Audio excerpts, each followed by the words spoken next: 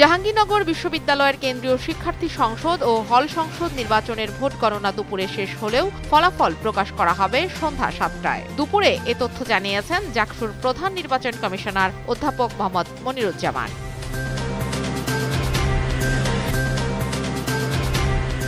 পুলিশের সাবেক DIG AKM Nahidul ইসলামকে গ্রেফতার করেছে ঢাকা মহানগর গোয়েন্দা পুলিশ। আন্তর্জাতিক অপরাধ ট্রাইব্যুনালের গ্রেফতারি পরোয়ানার ভিত্তিতে রাজধানীর নিজ বাসভবন থেকে তাকে গ্রেফতার করা হয়।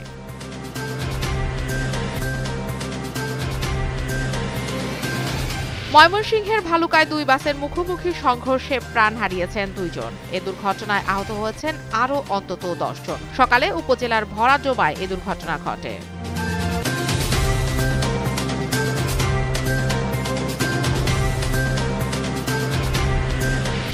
ভারতের কর্ণাটকে গণেশ বিসর্জনের ট্রাকের ধাক্কায় ৮ জন নিহত হয়েছেন। এ ঘটনায় আহত হয়েছেন আরও ২০ জন। অনেকে গুরুতর আহত হওয়ায় মৃতের সংখ্যা আরও বাড়তে পারে বলে জানিয়েছেন স্থানীয় কর্মকর্তারা।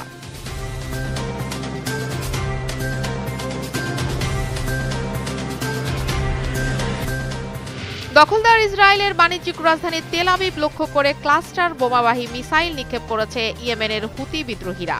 আঘাত হানার আগে মিসাইলটি ধ্বংস করা হয়েছে বলে দাবি করেছে ইসরায়েলি প্রতিরক্ষা বাহিনী।